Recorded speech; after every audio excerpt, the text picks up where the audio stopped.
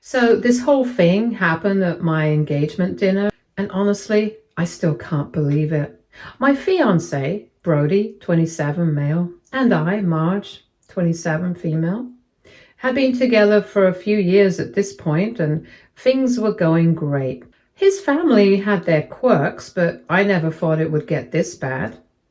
We were at this nice restaurant that my fiance and I had picked out. Nothing too fancy, but still nice enough to feel special. Everyone seemed to be having a good time, or so I thought. There was a bit of tension at the table, but I figured it was just the usual awkwardness that happens when families mix. His mom was fussing over everything, and his sister, Poppy, 31, female, was being her usual self. She's one of those people who always has to make things about her. I don't even know how to describe it. If you tell her you got a promotion, she'll find a way to mention that she once turned down a huge job offer because she's so selfless or whatever, that kind of person. Anyway, at some point during dinner, his sister stands up with this smug look on her face and says she has a special surprise for everyone. I'm already thinking, oh no, here we go. But I try to stay polite. She's holding this big poster board, and as she starts unfolding it, she proudly announces that she's made a family tree. I remember feeling a little touched at first, like, wow, that's actually a sweet idea, right? I was thinking she was about to welcome me into the family in some nice symbolic way. She starts pointing at all the branches, naming everyone as if she's reading off a royal family lineup. When she gets to my fiance, she just stops. No mention of me, nothing. My name's not on there. I'm just not included. It's like I didn't exist. Now I'm sitting there thinking, wait, maybe she just forgot. I mean, maybe it's a mistake, right? So I try to keep calm, but then she goes, I didn't add you because, well, it's a little early to be putting you on here. She said it in this really condescending tone that made my blood boil, as if I was some casual girlfriend he just started dating last week, not someone who was about to marry her brother. My fiancé immediately jumped in. He wasn't having it. He said something like, what are you talking about? She's going to be my wife. Of course she's part of the family now. I could tell he was really annoyed, which honestly made me feel a little better. At least I wasn't the only one seeing how ridiculous this was. That's when his sister completely lost it. She started ranting about how I was turning him against the family and that I was teaching him to be submissive, as if my fiancé standing up for his future wife was some kind of mind control trick I'd pulled. Then she actually said loud enough for the whole table to hear that I was making him abandon his blood. At this point, I was just sitting there in disbelief. I hadn't even said a word yet. I looked around the table and people were shifting uncomfortably in their seats, clearly unsure of what to do. His mom was looking super flustered, and I could tell she was this close to jumping in to defend her daughter. I was angry, but I knew if I snapped, it would only make things worse. So I took a deep breath and said, probably louder than I intended, it's not my fault I have a partner who actually cares about me and doesn't treat me like a house help. I swear, you could have heard a pin drop. Her face went pale, and the thing is, I wasn't even trying to be petty. I was just being honest. Everyone at that table knew exactly what I was talking about. After I said that, she just sat there quietly, barely touching her food for the rest of the night. Her husband didn't even look up from his plate. Honestly, I felt a little bad, but only for a second. Later that night, my fiancé told me he was proud of me for standing up for myself. Apparently, his sister had been making weird comments about me for months, stuff he didn't even want to tell me because he didn't want to upset me. He said she'd been going on about how I wore the pants in the relationship and how he was losing his independence because, get this, he helped with chores and cared about my feelings. Imagine thinking basic respect is some kind of weakness. Well, this was it. I wanted to vent a little. Thank you for reading this. Update 1. So a lot has happened since that whole engagement dinner disaster, and honestly, things have only gotten weirder. After that night, I didn't hear much from Poppy for a while. She stayed pretty distant, which honestly felt like a relief. I figured she was embarrassed and laying low, which was fine by me. But apparently, she had been stewing, and eventually all that bottled up bitterness came spilling out. Before I get into that, let me explain a bit about Poppy and her husband, because honestly, there's something else.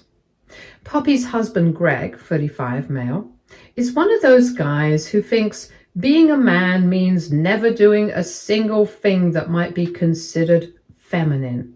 He acts like picking up a dishcloth might somehow threaten his masculinity. He's the kind of guy who calls other men weak if they cook or clean, just basic life skills. Meanwhile, Poppy practically runs herself ragged trying to keep up with him. I'm talking full-on maid service. If Greg wants a drink, Poppy's jumping up to get it. If his plate is empty, she's already halfway to the kitchen to refill it. If he leaves his dirty socks in the middle of the floor, well, Poppy's scrambling to pick them up before he even notices. And the wildest part? She brags about this. She genuinely thinks it's something to be proud of. She'll go on and on about how Greg deserves to be treated like a king because men work so hard and shouldn't have to worry about housework. Never mind the fact that Greg's job isn't even particularly physically demanding. The man works in IT from home and spends half his day watching sports highlights between Zoom calls. Meanwhile, Poppy's running around like she's working 3 jobs just to keep the house spotless and Greg happy. And if anyone suggests that maybe Greg should pitch in a little, she'll act like you just insulted her entire existence. Anyway, after the engagement dinner incident, I kept my distance. I honestly didn't want to deal with her drama anymore. But a few weeks before my wedding, Poppy suddenly reached out. She asked to meet up for coffee. Just us. I thought maybe she was trying to make peace. We meet at this little cafe, and right away I can tell something's off. She's got this smug, almost pitying look on her face, like she's about to share some big sister wisdom with me. She opens with, "I just wanted to talk because I know you're struggling right now." I was confused. I thought maybe she meant wedding stress or something, but she goes straight into this bizarre speech about how I was spoiling her brother by expecting him to participate in things like cooking and cleaning. "He's going to resent you," she warned, sipping her overpriced latte like she was giving me life-changing advice. "Men need to feel respected or they just shut down." I sat there genuinely stunned. My fiancé had never once complained about any of this. He actually liked helping out. We worked as a team because that's what partners do. But Poppy kept going. She told me that if I didn't let my man lead, my marriage was doomed. I couldn't believe what I was hearing. Apparently, my having opinions or expecting mutual effort was some huge red flag in her eyes. And then, and this is the part that really floored me, she said, "Greg never has to ask for anything. I just know what he needs." She actually smiled like that was some kind of flex. I couldn't help myself. I asked her if Greg ever actually did anything for her. Did he ever cook for her? Or surprise her with something nice? Or just treat her like a partner instead of a servant? Her face went tight and she got this weird defensive look. "That's not his role," she snapped. "My husband has more important things to focus on than chores." I was done. I told her flat out that her idea of a marriage is different than mine, and it doesn't mean that mine was wrong. I wasn't interested in listening to her telling me how my marriage is going to be ruined. After that, Poppy started running her mouth to the rest of the family. Suddenly there were whispers about how I was controlling my fiancé and pushing him away from his roots. It was ridiculous, as if I was some kind of evil mastermind just because I expected a basic level of respect in my relationship. After that, I left the cafe. I haven't told Brody about any of this, and I'm not sure if I want to. Any suggestions, Reddit? Update 2.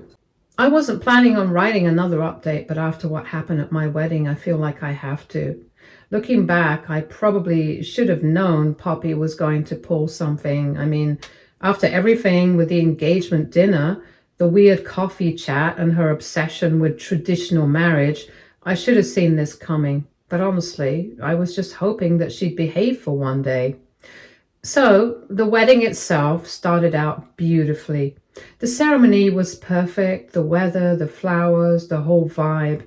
It all felt like something out of a movie. I remember standing there with my husband, feeling like nothing could ruin the day. I was very naive. The first sign of trouble was when Poppy showed up in a dress that was basically white. Technically, it was like cream, but in photos, it looked white. It had lace detailing, a fitted bodice, and this long, flowy skirt that honestly could have passed as a wedding gown in a smaller ceremony. When I saw her walk in, my stomach dropped. I remember one of my bridesmaids whispering, "Is she serious?"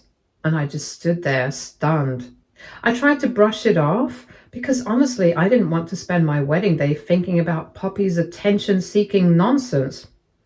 I figured if I ignored her, she wouldn't get the reaction she was clearly craving. But of course, she didn't stop there. At the reception, things were going well.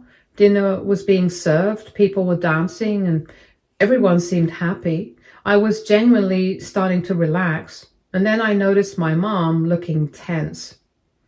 I walked over to her, and that's when I heard Poppy's voice, loud, smug, and way too confident for someone who had already crossed the line once. "You didn't really raise her right," Poppy was saying. I froze. I still don't know what set her off exactly, but apparently Poppy had cornered my mom and started running her mouth about how I was too outspoken and disrespectful to my husband. According to her, I was one of those women who think they're better than their man, and that was my mom's fault for not teaching me to respect my place. I'm not kidding. She actually said that. Now, my mom is one of the calmest people you'll ever meet, but she's also fiercely protective.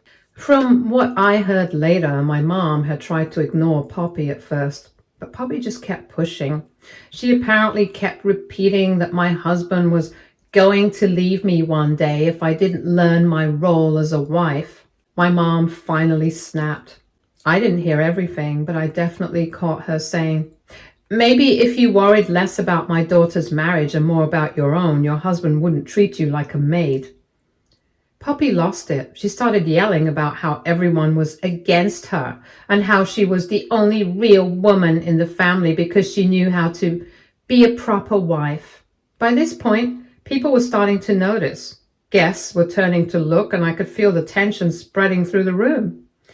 I was mortified. I mean, this was supposed to be our day, and here Poppy was turning it into some twisted lecture on gender roles. That's when Brody stepped in. He walked right up to Poppy and Greg, leaned in close and said something I couldn't hear, but whatever it was, made Greg's face turn red. Brody then calmly told them it was time to go.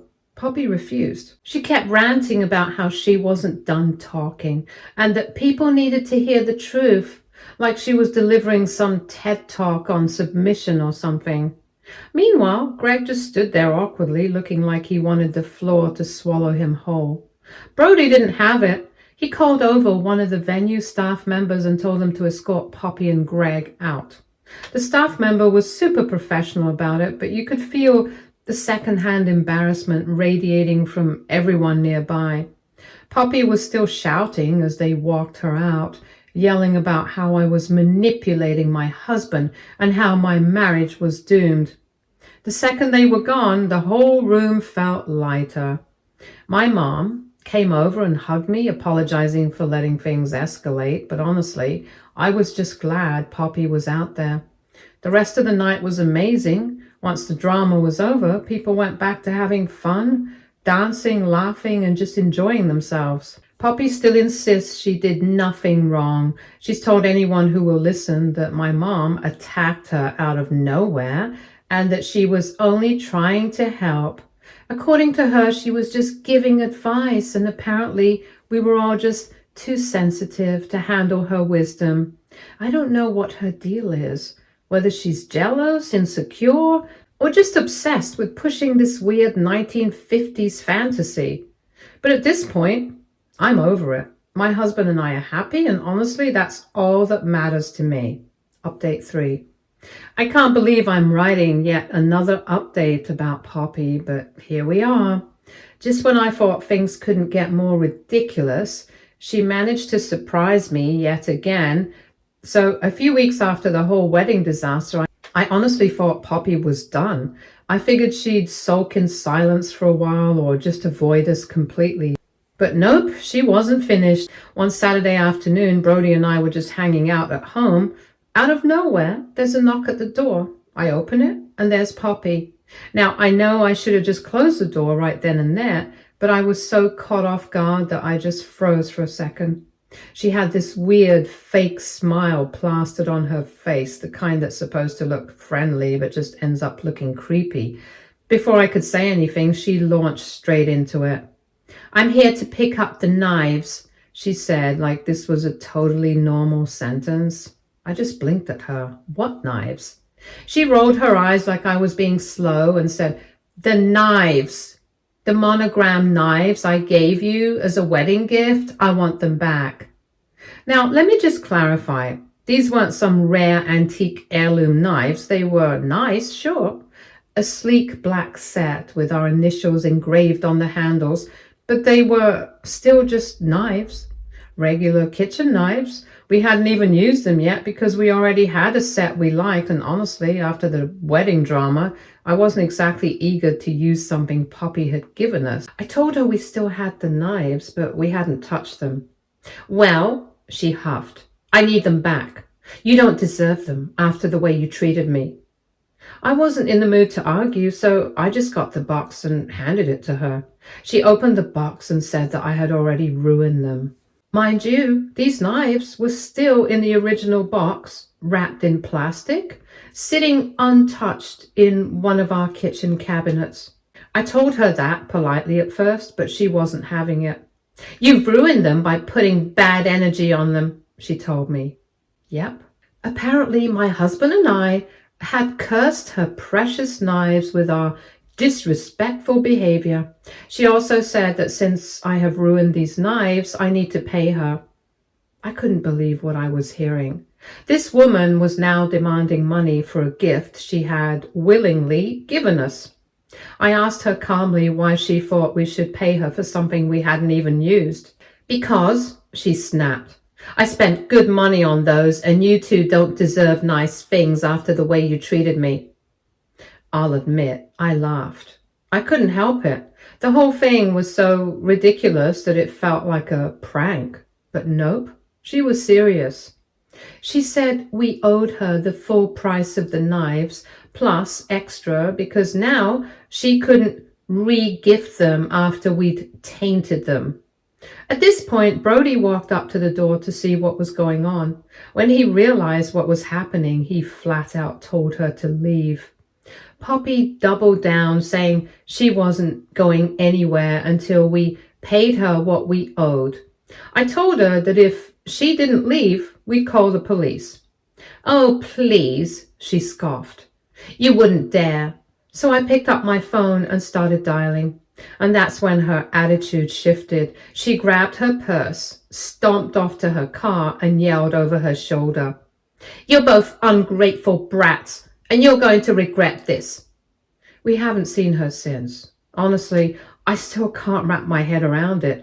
Who demands their own gift back and tries to charge you for it? Over knives, of all things? Part of me thinks she just wanted some excuse to confront us. She probably couldn't stand the fact that we'd been ignoring her drama since the wedding. Either way, lesson learned. If Poppy gives you a gift, treat it like a cursed artifact. Lock it away and never speak of it again. Update 4. I really thought the whole Poppy and her precious knives situation was over. I mean, after she showed up at our house demanding her wedding gift back and claiming we'd ruined them with our bad energy, I figured she'd either cool off or just move on to something else to obsess over. After we told her to leave and threatened to call the police, we didn't hear from her for a few weeks. Honestly, I was relieved. I thought maybe she'd finally realized how ridiculous she was being and decided to let it go. I should have known better. It started with her talking about the knives to other family members. At first, it was just small comments. I spent so much money on that gift, and they couldn't even say thank you. Or, I tried to do something nice for them and they couldn't appreciate it. Petty, sure, but nothing too dramatic. Then she started adding extra details. Suddenly it wasn't just about the knives. Now she was telling people we had broken them or that we'd refused to let her have them back out of spite. She told Brody's aunt that I had screamed at her when she politely asked for the knives and that we threatened her just for asking nicely. Basically, she twisted the entire situation to make it sound like she was the victim. I'd hear from mutual friends and family that Poppy was still upset about the knife incident. She started bringing it up at every gathering, no matter what the conversation was. Someone could be talking about their job or their kids, and Poppy would somehow manage to steer things back to how we had wronged her. One day, Brody's cousin told me Poppy had been telling people that we owed her hundreds of dollars because we had destroyed her gift. That's when I knew things were getting out of hand. The worst part was how relentless she was. Every time we ran into someone from my husband's side of the family, they'd bring up the knives. Some people thought it was hilarious, while others genuinely believed we'd done something wrong. Even Brody's grandmother pulled me aside at one point and asked, "Sweetheart, did you really throw her gift away?" It felt like we couldn't escape it. And then Poppy took things a step further. She started texting Brody long, angry messages, accusing him of being disrespectful and turning his back on his family. She claimed I was controlling him and that he'd never act this way if it weren't for me. According to her, I'd brainwashed him into abandoning his roots, and when that didn't get a response, she started texting me pages and pages of nonsense about how real families support each other and how I was selfish for not giving her back what was rightfully hers. She even tried to guilt trip us by claiming she wasn't in a good financial place and that we'd put her in a tough spot by refusing to pay for the knives. Never mind the fact that Greg, her husband, has a well-paying job and they go on weekend getaways like it's their hobby. Eventually, we just started ignoring her completely. We figured if we starved her of attention, she'd get bored and move on. But Poppy isn't the kind of person to let things go quietly. The final straw came when she cornered us at a family barbecue. Brody and I were chatting with some cousins when Poppy stormed over, face red, eyes blazing, and announced loud enough for everyone to hear, "You two owe me money and I'm not leaving until I get it." I was mortified. People were staring and I could feel the tension spreading. Brody calmly told her this wasn't the time or place, but she wasn't having it. She just kept repeating that we owed her and how she was done being patient. At this point, it wasn't even about the knives anymore. It was about her pride. She didn't care that she looked ridiculous or that she was embarrassing herself in front of half the family. She just needed to win. And that's when Brody and I realized that no matter what we said or did, Poppy wasn't going to stop. She was just going to keep dragging this out, poisoning family gatherings, spreading lies, and blowing this whole thing up until she felt like she'd taught us a lesson. So we gave in. We paid her, not because we believed we owed her anything, but because it felt like the only way to finally put this whole thing behind us. I still think it's ridiculous that we had to pay her for a gift we never even used. But honestly, the peace was worth it. The texts have stopped. The weird comments at family gatherings have stopped, and she has finally quit dragging our names through the mud. If there's one thing I've learned from all of this, it's that sometimes people aren't looking for fairness. They just want to feel like they've won. And honestly, letting her feel like she won was way less exhausting than trying to fight her. Update 5. Hi guys, I know it's been a few months since my last update, but here we are again. And the latest mess happened at my in-laws' 30th wedding anniversary party. Brody's parents threw this lovely dinner at a nice venue.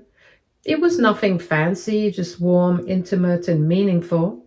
They wanted to gather the family, share some memories, and just enjoy a peaceful evening. But Poppy had other plans. From the moment she arrived, she was in one of her moods. She wasn't even subtle about it. She showed up late, made a big fuss about her grand entrance, and immediately started acting like she was the guest of honor. During the dinner, she kept loudly talking over people, adding irrelevant comments to conversations and interrupting Brody's mom mid-speech to tell some unrelated story about her friend's anniversary party that was way fancier. She even had the nerve to complain about the food, muttering that the restaurant must have been on a budget. I kept my head down, determined to ignore her. I wasn't about to let her ruin this night. But then she came for me, out of nowhere. Poppy decided to start ranting about the knives. Yes, the knives again. At an anniversary dinner, in front of Brody's parents, cousins, aunts, uncles, and basically everyone. She went on this whole loud tirade about how some people don't know how to be grateful, and it's sad when you try to do something nice and people just take advantage. Everyone knew exactly who she was talking about, and the tension in the room was unbearable. I tried to keep my cool, but then she said something I'll never forget. She looked directly at me, smirked, and said, "I guess some people just weren't raised right." I felt like the air had been sucked out of the room. My mother-in-law's face went pale, and my father-in-law looked furious. Before I could even react, my mother-in-law, who's normally the calmest, sweetest person ever, stood up and said, "That's enough, Poppy." But Poppy wasn't finished. She turned to my mother-in-law and told her she was a bad mother. She claimed my mother-in-law had coddled Brody and let him turn into someone who betrays his own family. Then she flat out said Brody was weak and that I had turned him against everyone who actually cared about him. Brody's dad stood up and told Poppy to leave immediately. She tried to argue and started shouting about how she was just being honest and only speaking the truth, but Brody's dad wasn't having it. He walked her right out of the restaurant while she kept rambling about how we'd ruined everything. When Brody's dad came back, he looked heartbroken. He sat down, shook his head, and said, "She's not welcome back until she apologizes to all of us." Instead of apologizing, she went full scorched earth. She started telling people that Brody's parents had sided with outsiders and betrayed their own blood. She claimed they'd abandoned her over something small because they were obsessed with appearances. She even went as far as to post this massive Facebook rant, paragraphs upon paragraphs about how family should always come first and how she was tired of being punished for speaking the truth. It was embarrassing. Most people ignored it, but a few of her friends started commenting stuff like, "You're so strong for standing up for yourself," and "People can't handle honesty these days." When Brody's mom reached out and told her that all she needed to do was apologize, Poppy flat out refused. According to her, she was just defending herself and had nothing to be sorry for. Now Brody's parents are sticking to their word, and Poppy isn't welcome at family events until she apologizes. Honestly, I'm not even angry anymore. I'm just exhausted. Every time I think Poppy can't possibly take things further, she finds a new way to prove me wrong. At this point, I don't even care if she ever apologizes. I've accepted that Poppy is just Poppy. She's so obsessed with being right that she's willing to isolate herself from her own family rather than admit she crossed the line. Even after all this, she still hasn't let go of the knife drama. Last I heard, she's still telling people that we stole from her and disrespected her generosity. If she wants to spend her time sulking and acting like a victim, that's her choice. I finally learned that there's no winning with Poppy. You either let her feel like she's on top, or you spend the rest of your life fighting battles she creates out of thin air. Honestly, I'm just relieved that for once I'm not the only one tired of her nonsense. I feel like this would be the last update for a while. I'll let you guys know if anything changes. Thank you for supporting me through this drama. Stay tuned for more stories from our girl relationships.